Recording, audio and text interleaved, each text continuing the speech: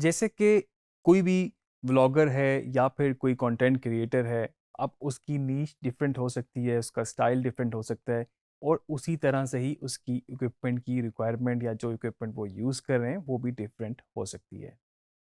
हो सकता है कोई इस तरह का वीडियो बनाता हो जिसमें सिर्फ़ एक कैमरा रिक्वायर हो और सामने आपने उसको रख दिया, प्लेस कर दिया और जस्ट रिकॉर्डिंग का बटन प्रेस किया और उस कैमरे ने वो काम कर दिया कि सब कुछ आपको कोई एक्स्ट्रा, कोई सेकंड कैमरा, कोई सेकंड ऑप्शन आपको कोई ज़रूरत ही ना पड़े। या हो सकता है कोई अगर कोई ट्रैवलर है, कोई वो ट्रैवल करता है, उसके लिए मेबी उसको डिफरेंट इक्विपमेंट रिक्वायर हो। कोई नॉर्थ साइड पे ट्रैवल करता है, अक्सर हम देखते हैं कि पहाड़ों की हमें ड्रोन फुटेजेस भी नज़र आती हैं, उसमें हमें कुछ एक्शन कैमरास भी नज़र आते हैं। तो इक्विपमेंट जो है बेसिकली हर कंटेंट क्रिएटर का डिफरेंट हो सकता है। एज़ अ स्टार्टर आप एक मोबाइल फ़ोन से भी स्टार्ट कर सकते हैं, आपके पास कोई डीएसएलआर है, आप उससे भी स्टार्ट कर सकते हैं या फिर कोई और कॉम्पैक्ट कैमरा जो कैमकॉर्डर होते हैं, आप उससे भी स्टार्ट कर सकते हैं। तो अगर आप कोई व्लॉगिंग स्टार्ट करना चाहते हैं और अगर आप इस चीज़ पे थोड़ा-सा वर्कआउट कर रहे हैं कि आपके पास क्या इक्विपमेंट होना चाहिए, तो इसमें सबसे पहली चीज़ जो आपने माइंड में रखनी है वो ये है कि आपका एंड गोल क्या है? आपने किस तरह के व्लॉग्स बनाने हैं? अगर आपने एजुकेशनल बेस बनाना है, आपने कुछ लेक्चर्स बनाने हैं या आपने कोई ट्रैवलिंग पे बनाने हैं या आपने फूड पे बनाने हैं, तो एक आपका जो भी एंड गोल होगा या जो भी आपकी नीश होगी वो आपने डिसाइड करना है, ताकि वो आपको हेल्प आउट कर सके आपकी इक्विपमेंट की सिलेक्शन में। सेकंड इम्पॉर्टेंट चीज़ जो मैं समझता हूँ इसमें वो बजट की भी है, क्योंकि एक कहावत है कि जितना गुड़ डालो उतना मीठा, तो उसको अगर हम माइंड में रखें, जितना पैसा आप इसमें डालेंगे, तो उतना आपका प्रोडक्शन इक्विपमेंट बेहतर हो जाएगा। बहुत सारी चीज़ें इस तरह की भी हो सकती हैं कि आपने एक अच्छा फ़ोन ले लिया और उसके बाद आपने रिकॉर्ड करना शुरू कर दिया।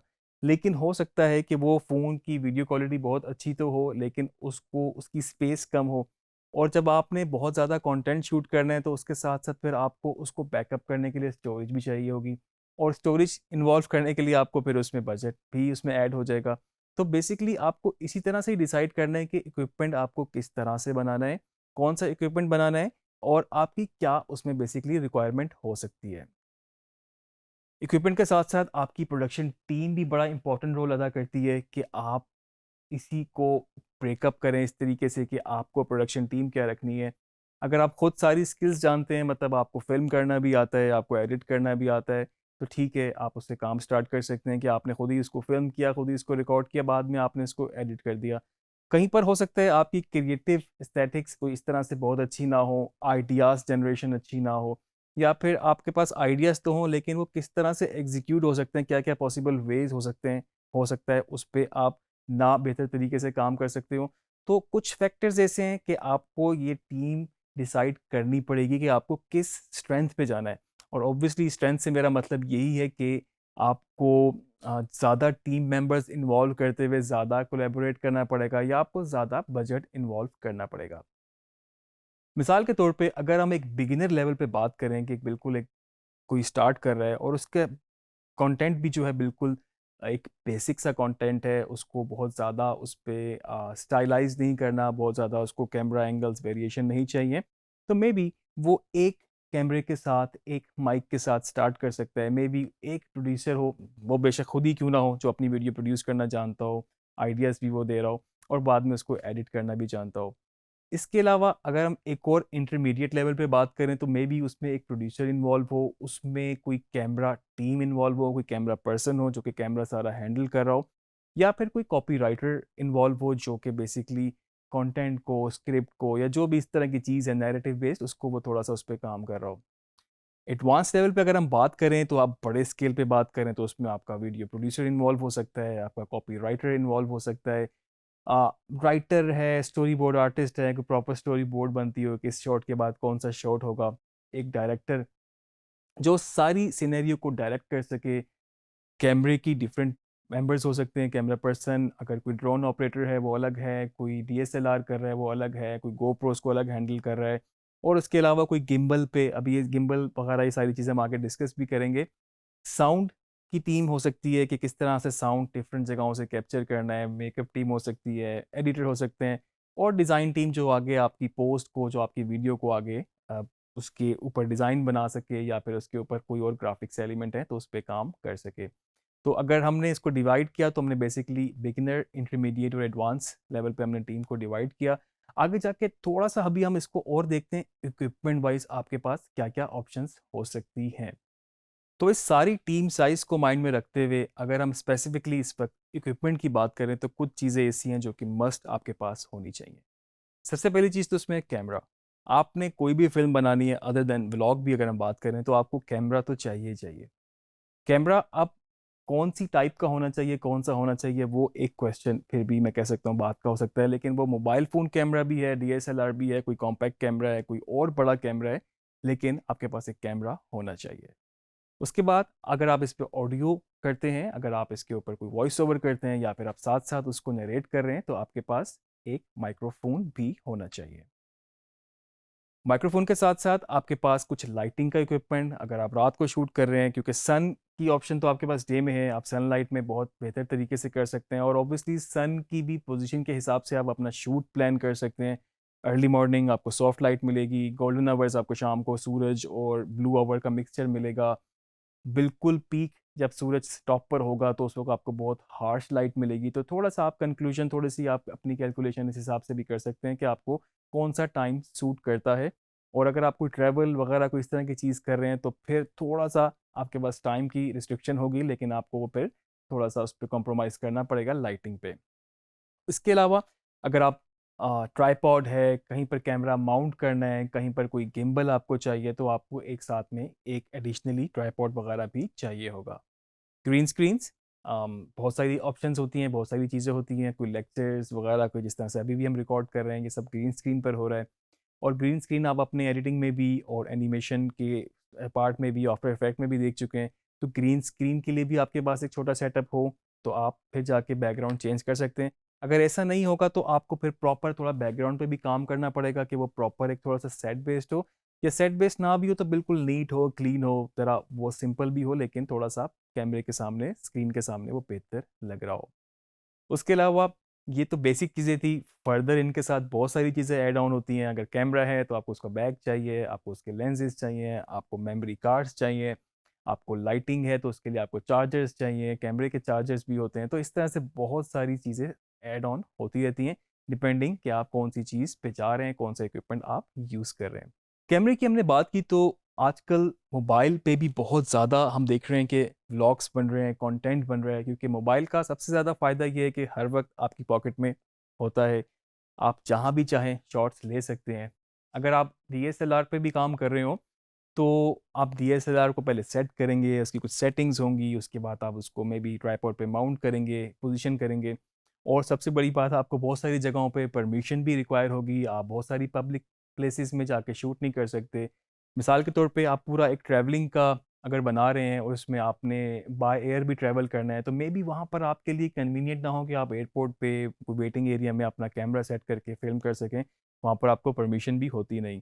तो मोबाइल आपके पास इस तरह का है कि अगर उसकी वीडियो क्वालिटी अच्छी है और वो सारे फॉर्मेट्स में मैच करता है जो आपको फाइनल आउटपुट चाहिए या फिर आपका जो डीएसएलआर का फॉर्मेट है 1080 है। अगर आपका मोबाइल भी सब कुछ रिकॉर्ड करता है तो सबसे बेस्ट ऑप्शन है आपके पास कि आप अपने मोबाइल पे कहीं भी किसी वक़्त भी रिकॉर्ड कर सकते हैं। और आप फर्दर इसको एक्सप्लोर कर सकते हैं कौन-सा मोबाइल के वीडियो साइज़ेज़ क्या हैं, रेज़ोल्यूशंस क्या है, कौन-सा मोबाइल बेहतर है। आईफ़ोन हमेशा से वीडियो में बेहतर रहा है, अभी भी आईफ़ोन के जो मॉडल्स हैं, वो वीडियो में काफ़ी एडवांस हैं, उसमें आपको फ्रेम रेट के साथ-साथ स्लो-मो ऑप्शंस वगैरह और बहुत सारी और भी ऑप्शंस साथ में मिल जाती हैं। वेबकैम हाँ, इनिशियली जब हम यूज़ करते थे, अब तो बहुत कम उसका यूसेज होता जा रहा है, तो वेबकैम एक ऐसी ऑप्शन थी आपके पास जो कि आप जस्ट कंप्यूटर के सामने उसको रख के या अपने सामने रख के कुछ भी रिकॉर्ड कर सकते थे। कोई भी बात आपको करनी हो तो आप जस्ट वेबकैम पे उसको रिकॉर्ड कर सकते थे। अब थोड़े से आउटडेटेड होते जा रहे हैं और वेबकैम के साथ कनेक्टिविटी भी होती है, तो अगर आप आउटडोर वगैरह कर रहे हैं तो आपको कनेक्टिविटीज़ के भी इश्यूज़ होंगे, तो इसलिए वेबकैम थोड़ा-सा ज़रा इस वक़्त आउटडेटेड है। तो कैमरे की हमने बात कर ली और हमने थोड़ा फिगर आउट कर लिया किस तरीके से हम कौन-सा कैमरा डिसाइड करके उस पे हम वीडियो रिकॉर्ड कर सकते हैं, उस पे फ़िल्म कर सकते हैं। उसके बाद ऑडियो बहुत ही इम्पोर्टेंट सब्जेक्ट, कभी भी इसको हम इग्नोर नहीं कर सकते। अक्सर आप देखें कि आपका जो मोबाइल है या फिर आपके पास डीएसएलआर है, उस पे भी ऑडियो तो रिकॉर्ड हो रही होती है, लेकिन वो जर्नल साउंड होती है। तो उसमें वो सारे लेवल्स, अगर पीछे कोई शोर है, अगर इसमें कोई एसी की साउंड है या फिर उसमें कोई और भी आवाज़ आ रही है, तो वो सब उसी लेवल पे ऑलमोस्ट आ रहे होंगे जिस लेवल पे आप बात कर रहे हैं। तो वो बिल्कुल नो है कि मतलब कि आप उसको उस तरह से ओपन जो माइक होते हैं उनको यूज़ नहीं कर सकते। आपको एक प्रोफेशनल माइक चाहिए होगा। कुछ कंपनीज़ हैं जो कि बड़ा अच्छा उनका इक्विपमेंट है। अगेन वही वाली बात है कि बजट्स भी हैं उनके, कुछ बजट ज़्यादा भी हैं, कुछ कम भी हैं। सेनाइज़र बहुत मशहूर कंपनी ऑडियो इक्विपमेंट बनाने के लिए, उसके अलावा बोया है, टेस्टकैम है, ज़ूम की जो कंपनी है, ज़ूम ने बहुत ज़्यादा डिवाइसेस बनाए इस तरह के जिसमें इनपुट्स भी होती हैं, 3-4 मल्टीपल इनपुट्स आप ले सकते हैं। टेस्टकैम के भी इस तरह के आपके पास डिवाइसेस मौजूद हैं। अगर बजट में हम बात करें तो इस वक्त बहुत मशहूर हुआ बोया का जो M1 लेवलियर माइक है, तो वो बेसिकली आपके कोई 2000 के अराउंड आपको मिल जाता है, लेकिन वो कॉलर माइक है। जिस तरह से आप ये देख सकते हैं कि ये माइक लगा हुआ है, ये कॉलर माइक कहलाता है, लेवलियर माइक कहलाता है। तो उसका सिर्फ ये होता है कि उसके साथ केबल की कनेक्टिविटी है, जो उसका सस्ता वाला मॉड्यूल है, जो कि मैं बता रहा हूँ कि अराउंड 2000 है। लेकिन ये आपका एक बेसिक सेटअप के लिए काफ़ी बेहतर है, और अच्छी बात ये है कि ये मोबाइल पे भी लग जाता है, आपके सेल फोन पे भी। और उसके अलावा अगर आप इसको DSLR पे लगाना चाहें तो वो नॉर्मल जो ऑक्स का जैक होता है उसके साथ वो आपके कैमरास में भी और साथ में मोबाइल पे भी लग जाता है। इसके अलावा बोया के और भी बहुत सारे माइक हैं, सेनाइजर के भी बहुत सारे माइक हैं, रोड कंपनी है ऑडियो की, उसके भी बहुत सारे माइक हैं। ये सारे प्रोफेशनल कंपनीज हैं और इनके डिफरेंट माइक के मॉडल के हिसाब से माइक्रोफोन बने हुए हैं। कुछ कम बजट में भी हैं, कुछ ज़्यादा भी हैं। आप इनको एक्सप्लोर करेंगे तो आपको मज़ीद आइडिया होता जाएगा। तो पहली चीज़ तो हो गई आपके पास ऐसा माइक्रोफोन जिसको आप कहीं पर अटैच कर सकते हैं, लेविलियर माइक या फिर उसको लिप माइक भी बोलते हैं। उसके बाद अक्सर आपने कभी देखा हो कि कैमरे के ऊपर भी एक माइक्रोफोन लगा होता है, मतलब वो एक्सटर्नल होता है, बाय डिफ़ॉल्ट नहीं होता। तो उसके ऊपर भी अगर आप एक रोड्स के माइक हैं, उसमें और भी कंपनीज़ हैं जिनके माइक हैं, तो आप वो भी यूज़ कर सकते हैं। और उसमें आपको फ़ायदा ये है कि जहाँ पर आप बहुत ज़्यादा मूवमेंट कर रहे हैं, आपको इधर जाके शूट करना है, फिर इधर जाके शूट करना है, तो वो बार-बार आपको माइक लगाना, एडजस्ट करना की ज़रूरत नहीं पड़ती। ऑब्वियसली कुछ उसकी रिस्ट्रिक्शन है, वो इस लेवल पे जो कि एक लिप माइक ऑडियो ले रहा होता है, उस लेवल पे ऑडियो कैप्चर नहीं करेगा, लेकिन फिर भी ओवरऑल जो एक्शन शूट है, जो बिल्कुल गोरिल्ला आप शूट कर रहे हैं इस तरह से रैंडमली चल फिर के, तो उसमें वो काफ़ी हेल्पफुल रहेगा कि आपकी ऑडियो बेहतर कैप्चर हो सकती है उसमें। तो कैमरा और ऑडियो को फिगर आउट करने के बाद आपके पास जो नेक्स्ट स्टेप है वो है ट्राइपॉड। अब ट्राइपॉड क्या है कि उसके ऊपर आप कैमरे को माउंट कर सकते हैं, कैमरे को प्लेस कर सकते हैं। उसमें भी व्लॉगिंग के लिए आपके पास बहुत सारी ऑप्शंस मौजूद हैं। एक तो ट्राइपॉड आपके पास जो 3 लेग्स वाला होता है, वो नॉर्मल जो आप देख सकते हैं। डिफरेंट टाइप्स हैं, बजट के हिसाब से हैं, कुछ छोटे हैं, कुछ बड़े हैं, कुछ बड़े कैमरास के लिए होते हैं। और जितने बेहतर बजट वाले होंगे ऑब्वियसली उनकी ऑपरेशनल तरीके से वो बेहतर होगा, उनका उनकी मूवमेंट अच्छी होगी, या फिर आप कह सकते हैं ओवरऑल कंफर्टेबल भी होंगे, कैमरा माउंट करने में आपको ज़्यादा स्ट्रगल नहीं करनी पड़ेगी वगैरह वगैरह।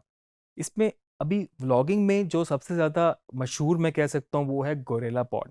वो अगर आप देख सकते हैं इस वक्त स्क्रीन पे भी कि ये जो इसको आप कैरी भी कर सकते हैं, आप इसको रोटेट भी कर सकते हैं, और जहाँ पर भी आप इसको प्लेस करना चाहें आप इजीली कर सकते हैं। आपको ट्राइपॉड की तरह पूरी इसको खोल के, इसकी लेग्स को खोल के सेटिंग, एडजस्टमेंट, फिर इसको बैलेंस करने की ज़रूरत उस तरह से नहीं होती। जस्ट आप इसको कहीं पर प्लेस करें और फ़ौरन ही इसको आप क्विकली फंक्शनल कर सकते हैं। उसके बाद गिम्बल अगर आप लोगों ने कभी सुना हो तो स्टेबलाइज़ करने के लिए बेसिकली इनका इनिशियल यूज़ शुरू हुआ था। तो गिम्बल बड़ा इंपॉर्टेंट है व्लॉग्स में। अगर आप कैमरे को मूव कर रहे हैं, आप चाहते हैं साथ स्टेबल भी रहे आपका शॉट, और उसके साथ-साथ आपके डिफरेंट मूवमेंट अच्छी रहे, ट्रैक अच्छी रहे, कहीं पर आपको मूव करना है, पैन करना है, टिल्ट करना है, तो गिम्बल की मूवमेंट के साथ वो बहुत ज़बरदस्त लगता है। गिम्बल भी डिफरेंट प्राइसेस में है। डिफरेंट कंपनीज़ इसकी मार्केट में है। मोबाइल फ़ोन के भी अलग से इवन गिम्बल आ चुके हैं। अगर आप थोड़ा-सा इसको एक्सप्लोर करें, आपको गिम्बल्स की भी बेतहाशा चॉइसेस मिल जाएँगी। और इसके बाद बहुत ही इम्पोर्टेंट चीज़ जो कि अक्सर लोग इसको थोड़ा इग्नोर कर जाते हैं या फिर उस तरह से इम्पोर्टेंस नहीं देते, वो है लाइटिंग। अब लाइटिंग जो है बेसिकली वही आपके एक शॉट को, वही आपके सारे एम्बियंस को बनाती है या फिर उसको ब्रेक करती है। तो अगर आप सिंगल हैंडेडली इसको ऑपरेट कर रहे हैं, आप उसको खुद ही फ़िल्म कर रहे हैं, तो उसमें व्लॉगिंग के लिए रिंग लाइट बहुत मशहूर है। अगर आप कैमरे को उस तरह से प्लेस करेंगे रिंग लाइट के अंदर, तो आपको बहुत ज़्यादा लाइट छेड़ने की ज़रूरत नहीं है, उसकी एडजस्टमेंट की ज़रूरत नहीं है, उसकी प्लेसमेंट की ज़रूरत नहीं है। वो ऑब्वियसली सेंटर में ही रहेगी और आपके जो फेस है या फिर जो भी आपका सब्जेक्ट है, उसको बेहतर लिट कर सकेगी। कुछ छोटी एलईडी लाइट भी मौजूद हैं, आप देख सकते हैं अपनी स्क्रीन पर इस वक्त कि ये भी कैमरे के ऊपर भी माउंट हो जाती हैं, कैमरे के ऊपर थोड़ी सी जगह होती है वहाँ पर भी लग जाती हैं, और फर्दर ये स्टैंड में भी लग सकती हैं। तो ये सिंगल लाइट में आप इसको यूज़ कर सकते हैं। और उसके बाद अगर आप चाहें थोड़ा सा उसमें और उसको कलराइज करना या थोड़ा सा उसको और स्टाइलाइज करना, तो आप दो लाइट भी यूज़ कर सकते हैं, जिसको हम कहते हैं 2 पॉइंट लाइटिंग। तो उसमें बेसिकली एक लाइट ऐसी होगी जो की लाइट होगी और दूसरी उसको फिल करेगी। इस तरह से आपने बड़ा कॉमनली सुना होगा 3 पॉइंट लाइटिंग। तो 3 पॉइंट में भी बेसिकली 3 लाइट इन्वॉल्व हैं, जो कि एक की लाइट है, एक फिल लाइट है और एक बैक लाइट है। और फर्दर अगर आप चाहें तो इसी 3 पॉइंट लाइटिंग में या फिर 2 पॉइंट लाइटिंग में अगर आप थोड़ा सा इसको और कलर्स ऐड करना चाहें या थोड़ा सा और स्टाइलाइज करना चाहें, तो इनके ऊपर आप कोई कलर का कोई फ़िल्टर यूज़ कर सकते हैं, जिसमें जेल पेपर्स हैं या फिर इसके प्रॉपर कवर मिलते हैं डिफरेंट कलर्स के। तो आप देख सकते हैं कि आजकल बहुत ज़्यादा ट्रेंड है कि एक तरफ से थोड़ी सी रेड है, मे बी एक तरफ से थोड़ी सी ब्लू है, या फिर कहीं पर आपने उसको इस तरह से प्लेस किया हुआ है कि आपको जस्ट एक कहीं से कोई बीम नज़र आ रही है। तो बहुत ज़्यादा आपके पास इसमें पॉसिबिलिटीज़ हैं कि आप लाइटिंग को थोड़ा-सा मैनिपुलेट करके बहुत क्रिएटिव लुक्स बना सकते हैं। लाइटिंग थोड़ा-सा मुश्किल सब्जेक्ट है। अगर आपको कॉम्प्लिकेटेड लगेगा तो आपके पास जो बेस्ट ऑप्शन है वो सनलाइट है। आप सनलाइट को मैक्सिमम बेहतर तरीके से यूटिलाइज़ करते हुए अपनी वो लुक अचीव कर सकते हैं। और जो एडिटिंग की या फिर पोस्ट प्रोडक्शन की जितनी भी हमने थ्योरीज़ पहले डिस्कस की, जो लिमिटेशंस थी एक्सपोज़र के हवाले से, लाइट के हवाले से, या हमारे पास जो भी कंट्रोल है कलर ग्रेडिंग में, तो उसको माइंड में रखते हुए भी आप अपनी लाइटिंग और कैमरे की सेटिंग को थोड़ा-सा एडजस्ट कर सकते हैं। तो इन सारे बेसिक स्टार्टर पैकेज के बाद बेसिकली जो चीज़ डिपेंड करती है वो है आपका कंटेंट। बहुत सारे लोग हैं जस्ट एक मोबाइल फ़ोन से ही उन्होंने स्टार्ट किया था।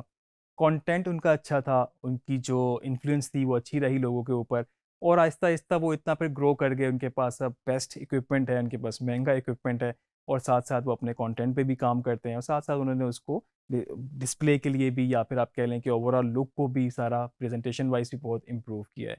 तो आपने कंटेंट पे भी थोड़ा-सा काम करना है, और थोड़ा-सा आपको इन चीज़ों को भी पता होना चाहिए कि जब आप चीज़ों को इम्प्रूव करते जाएँगे तो आपकी चीज़ें बेहतर होती जाएँगी। तो प्रोडक्शन इक्विपमेंट वाइज़ आपके पास ये बेसिक चीज़ें हैं जो हमने डिस्कस की। नेक्स्ट लेक्चर में हम बात करेंगे पोस्ट प्रोडक्शन इक्विपमेंट्स के ऊपर।